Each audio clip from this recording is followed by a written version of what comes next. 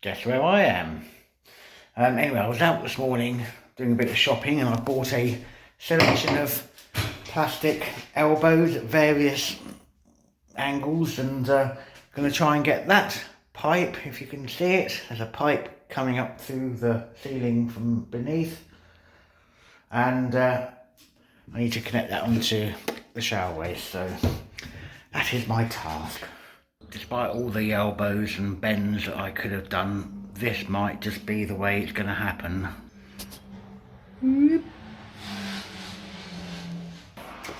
So what I'll do, I'll put the wooden base back down on top of it and see how it all fits. I have to cut at least that to allow this to come up higher.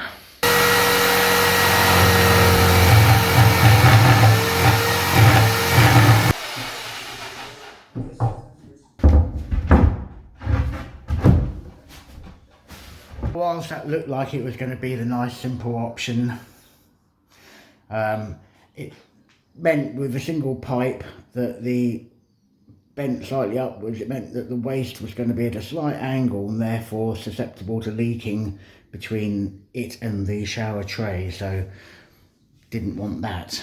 So this is the option that I'm going for. It's along and then up.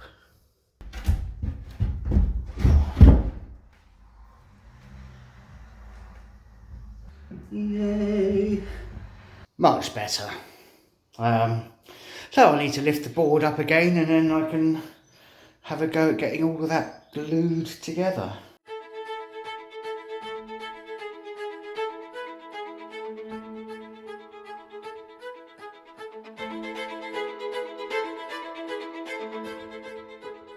As you can see, the wood is down.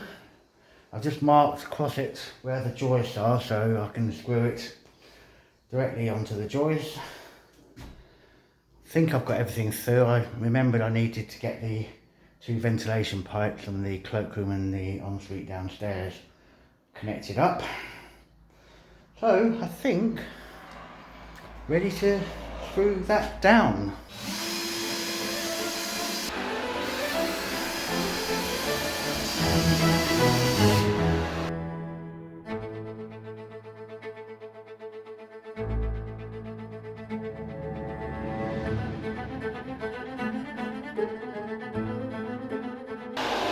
Ta-da! So that's quite a good milestone to reach. Yeah, every day just getting a bit further now.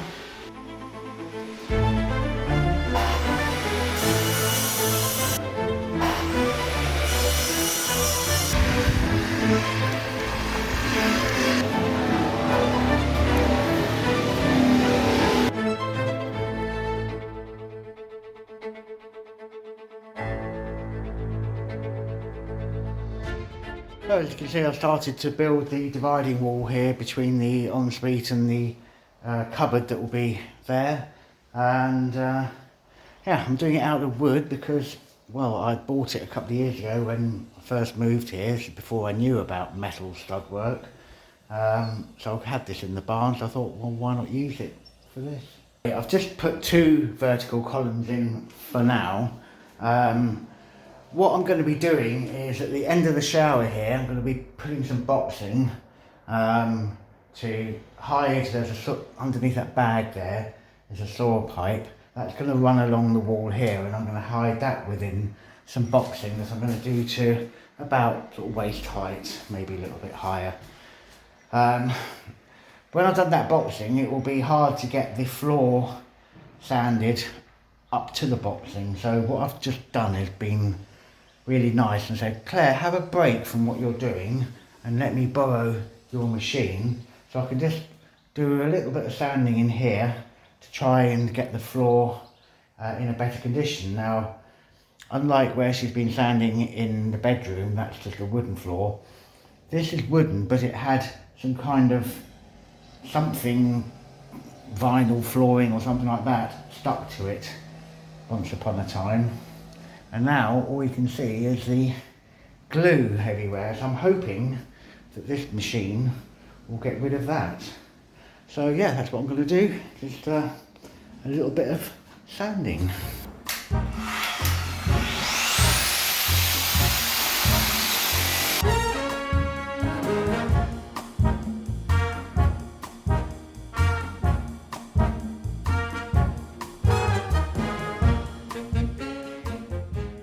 It's editing day for me today. It's a Saturday and I like to sit in a dark room on my own with a computer. However, I can hear my sander, my new tool, being used from here. If he breaks it, there will be hell to pay. Well, it's hard to see in this fog, but well, you might just be able to spot the before and after. Wow. That is a cool toy. Anyway, I think I better give it back to Claire now. She's getting bored just sitting in there.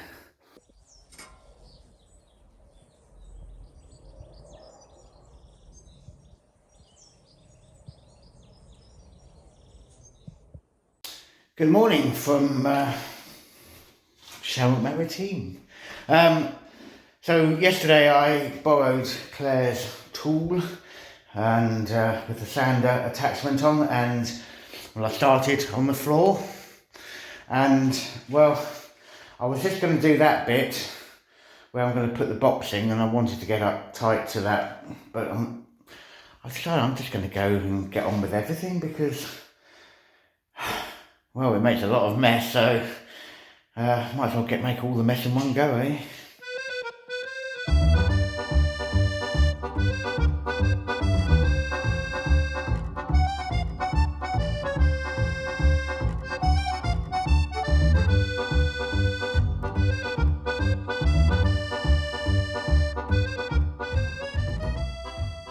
Even with the mask on, I found the dust a bit overwhelming then. So I've just given the room 10 minutes to clear out and just had a little sweep up, and look,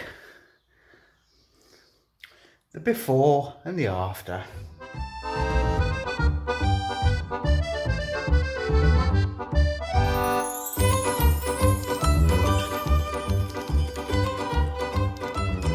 Oh, my tripod's broken.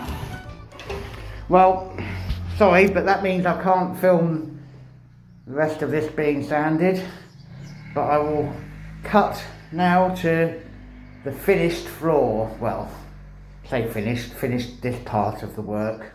Look at my sack of dust. Had a bit of a sweep up now, and yeah, well, let me show you how I've done. Ooh, a bit more to sweep up there. And I have sanded over here as well. Well, I've fitted a rail along the floor here, so all the boxing here will be done in metal work. The wall, I've now fixed that pillar in the correct place, so that I'm doing that wall out of wood. But before I can continue building this metal work, if you look down there, that's where the saw pipe comes up from downstairs. So I need to fit some plastic waste pipe onto that before it's all boxed in.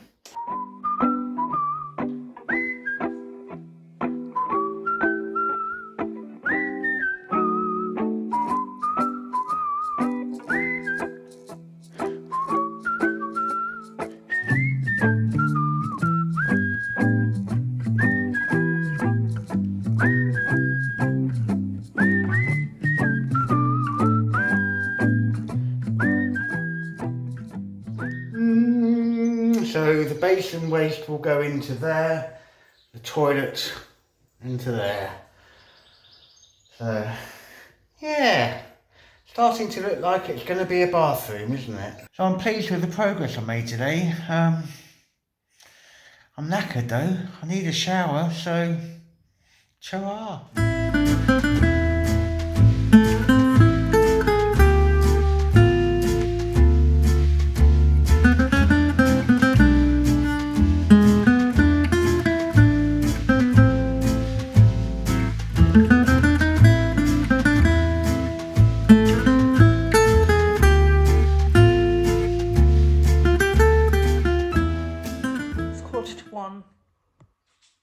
sunny day outside. I'm cooking lunch.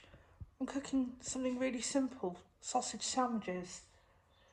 But for some reason, all of the power has tripped out. So I've got some half-cooked sausages and I'm halfway through filling out a form on the internet. So now we have no internet and half-cooked sausages. We just started to fix some cabling to the wall here. So we've got, on this wall, going to have insulated plasterboard, so it's got polystyrene behind it. I'll need to chase out the back of the polystyrene and then that will fit over the trunking here. And that will be for a couple of lights, which inevitably we're going to have either side of a mirror here. So I need to get two in for there, and then I need to fit the cable up to where we're going to have the socket.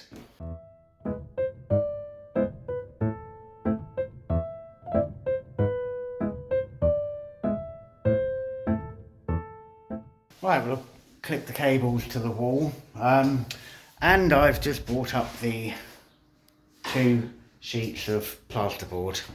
So they're going to go from the ceiling down to about that level, actually behind the boxing that I'm going to do. I thought, well, there's no point in cutting them, might as well just go down to there. But when I fit them to the wall, we're going to stick them, and so they don't slip down, I'm going to just put a couple of battens in along the bottom, so they've got something to sit on whilst the adhesive is drying.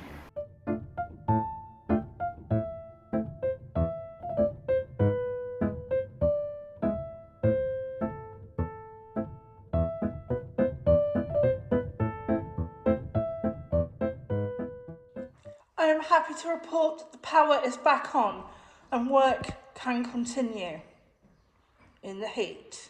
Yesterday I finished in this room with a bit of a devastating thing happening. Some of where I'd repaired the plaster, it just cracked and fell out, and it was hot and I was annoyed. Yeah, before any of this plaster is repaired again, I'm just going to go around and I'm going to just do the last little bits of sanding, and then I'm going to let the dust settle. I'm going to brush it all up, and what I'm going to ask Nick to do is I'm going to ask Nick if he can come in and maybe use some plaster to go over these cracks, because filler's just not cutting it, and especially the one that's near the window, I need that to actually work to be able to put eventually a curtain rod up there. And that's really, really annoying me because I've filled it, I've sanded it, it then cracked a load more. Yeah, it's just really annoyed me. The same with this corner here, filled it, went to sand it, cracked. Well, as you know, in various places around the house we found signatures and little messages behind walls or under floors or things like that from obviously the artisans that were working on the house at the time. I'm not calling myself an artisan, however, there's a little message that I'm leaving for whoever wrecks the bathroom in the future and feels the need to remodel it. A little message about who we are and what it is. So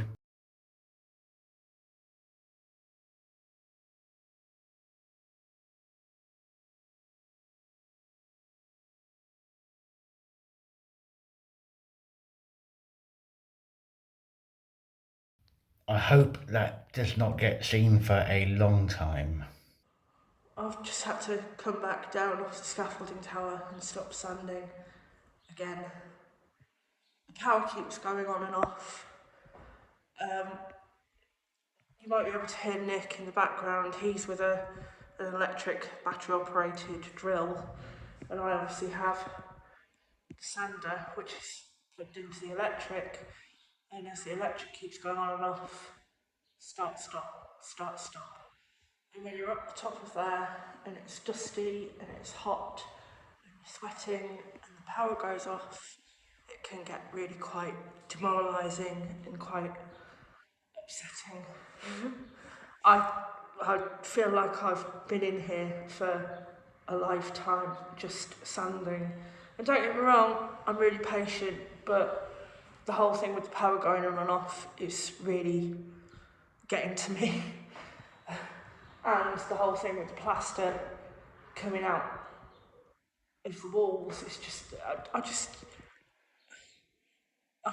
I feel like I'm going one step forward and 3 steps back. I just can't get it smooth without more chunks of it falling off. And it's just... well rather 3 battens fixed along the wall. So that will, as I say, enable the plasterboard to rest while the adhesive is drying. So next thing I need to do is chase out the back of these for the cabling. But it's getting on, and I've had enough for today, so yeah, that's it. It's happened again. The power's gone off. I've stopped recording me doing this now. A, it's boring, and B, I think I've developed some sort of like seafaring Tourette syndrome. I am going at it like a trooper. Can't tell you what I'm saying because it's just so wrong, but yeah, it's amazing that the sander is actually still there and not out of this window. I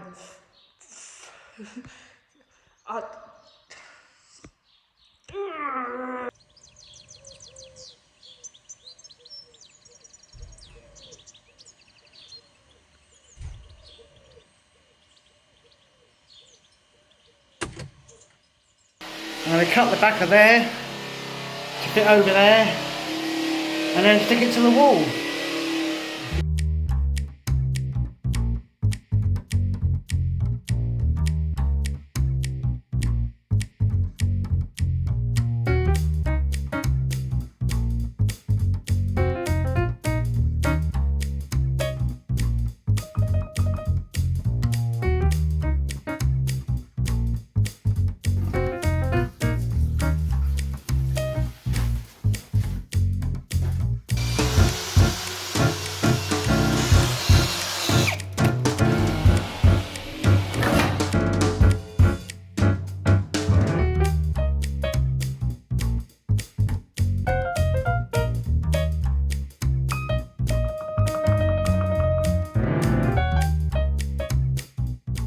They're on the wall.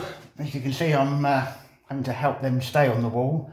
Gonna leave them overnight now and take the props off in the morning, and hopefully the plasterboard will stay stuck to the wall. It wanted to peel itself off just now. Right, to go and clean up.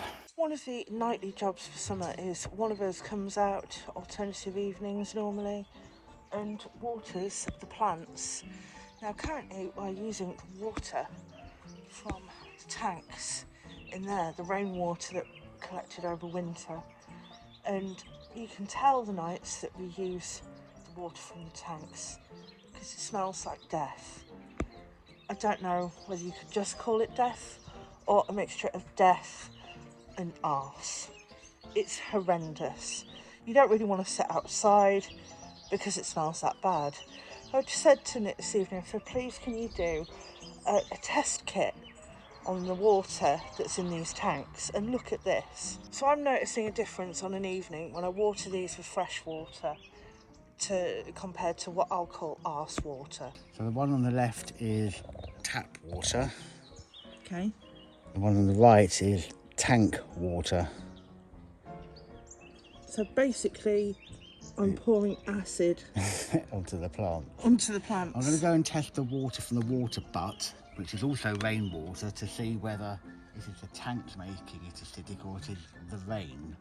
I'm going along occasionally and deadheading these, but they're just flopping, and yeah, no wonder I'm just pouring acid on them. So this is no tap water. This is my butt water. This is your butt water.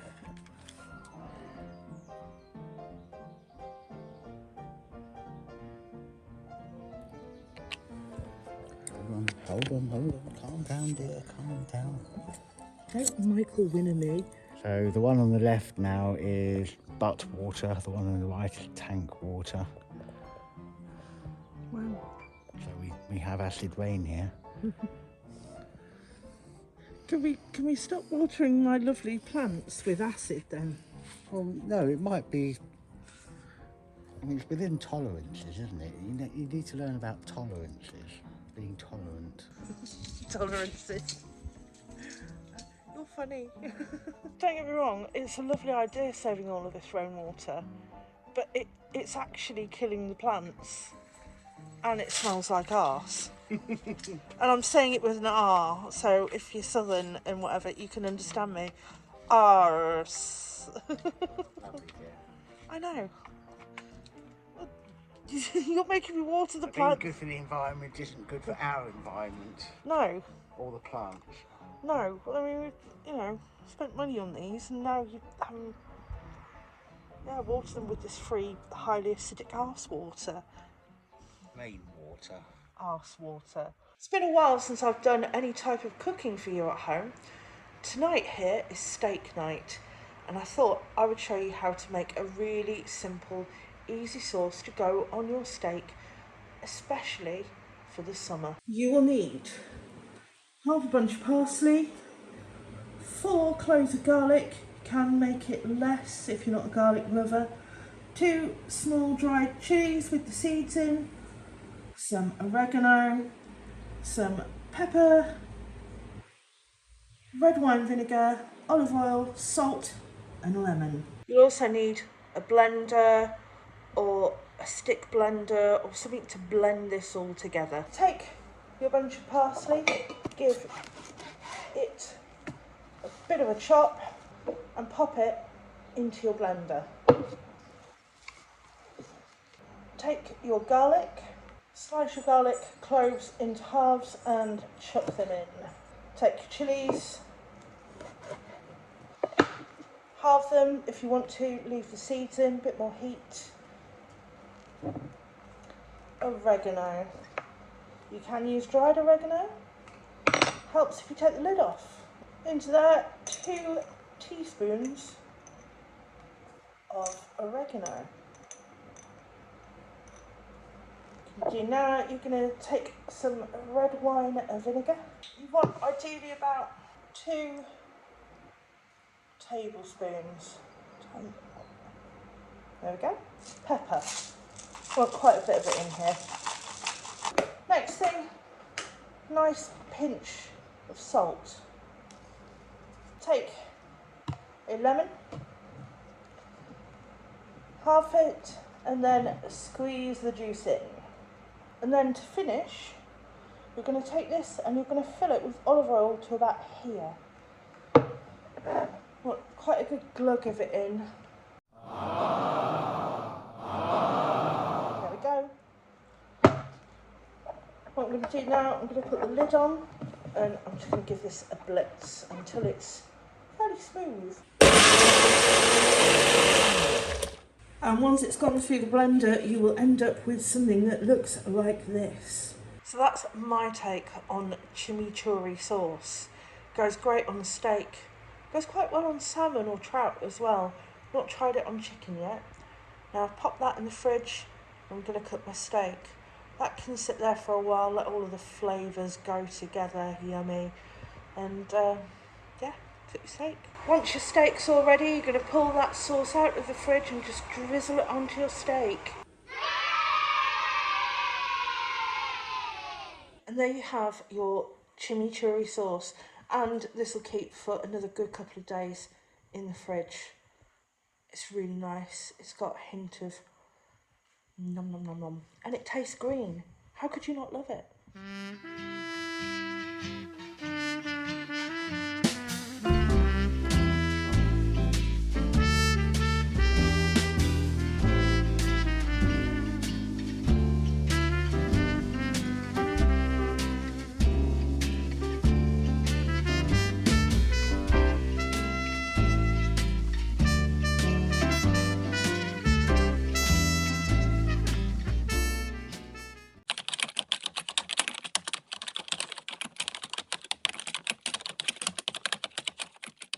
So, what a haul of medicines I've got here in front of me. What can it be for? Well, there's a little story.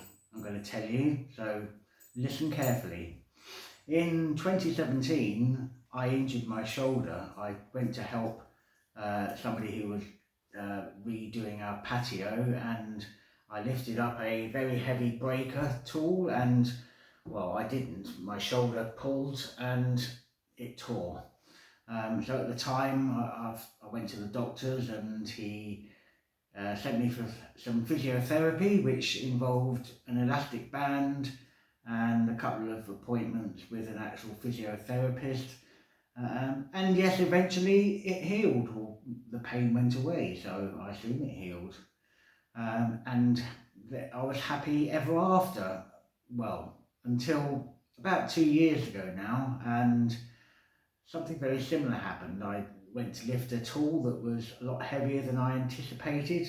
It stayed where it was, my shoulder moved, and it went, ah! And I ignored the pain for quite a long time, and so all those times you see me wheelbarrowing around last year, doing all the work, I've been doing it with quite a painful shoulder.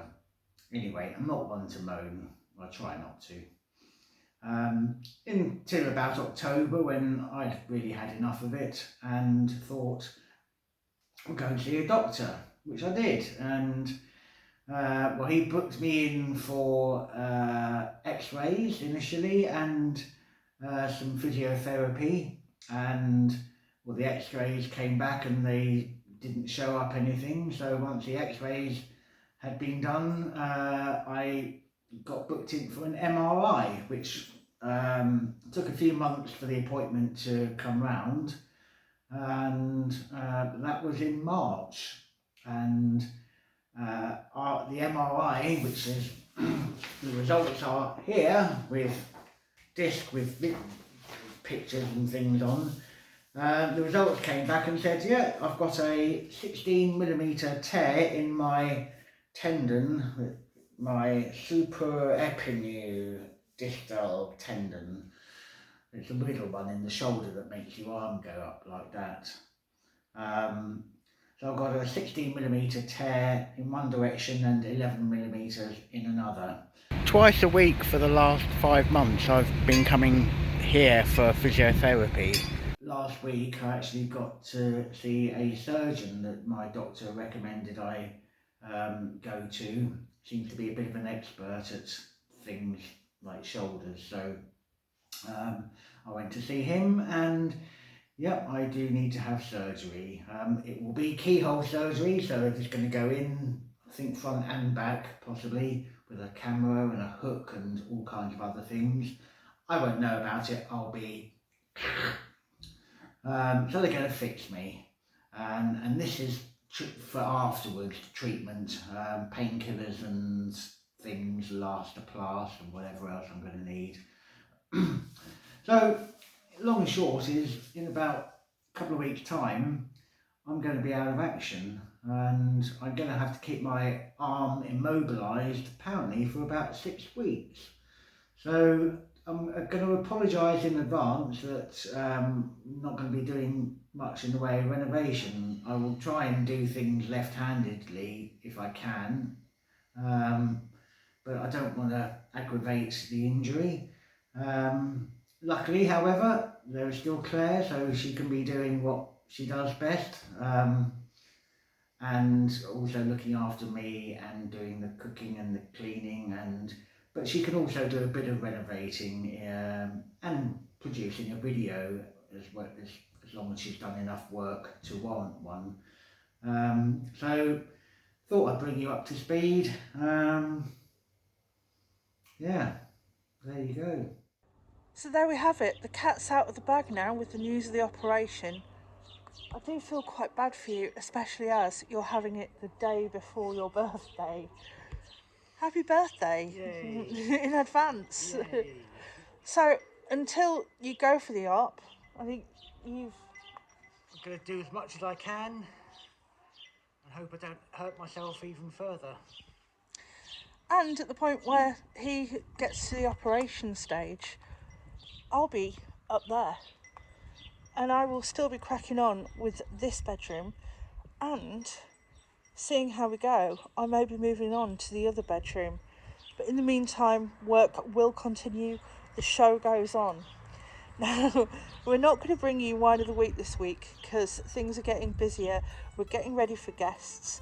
I need to edit this video and get it out so I can enjoy the weekend. But we will see you next week. See you then. Bye.